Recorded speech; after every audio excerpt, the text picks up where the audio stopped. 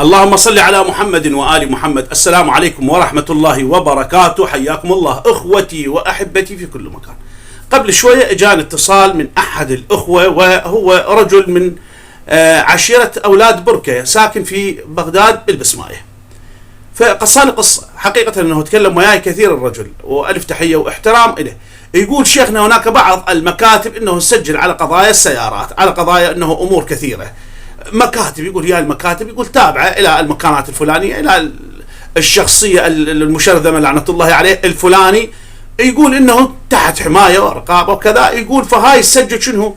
تسجل سيارات وتسجل كذا، ويعطوك موعد اليوم بعد لك 15 يوم تجي من الجمارك، بعد لك 20 يوم نكمل السنوية مالته، بعد 20 يوم ما جاي الميدالية والمفتاح، بعد 20 يوم ما جاي المدري يسمونها البصمة. يقول ويخلصون إلى حيث خلصوا سنة. يقول اكتشفنا هذه القضية وين؟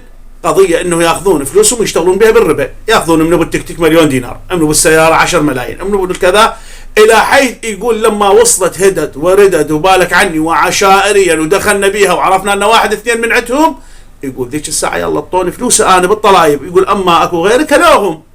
فاخواني تحذرون من هاي المكاتب، هاي المكاتب اللي معشعش وقاعد بيها الشيطان وكر الشيطان.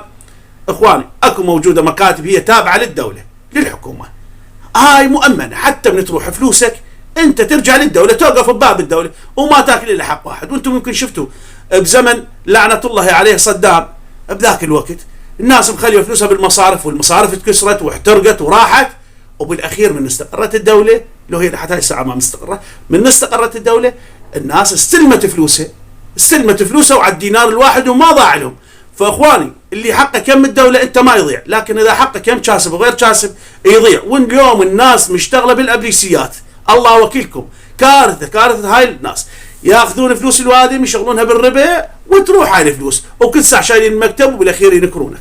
فيا اخواني الحذر من هذه المكاتب، الحذر من هذه المكاتب.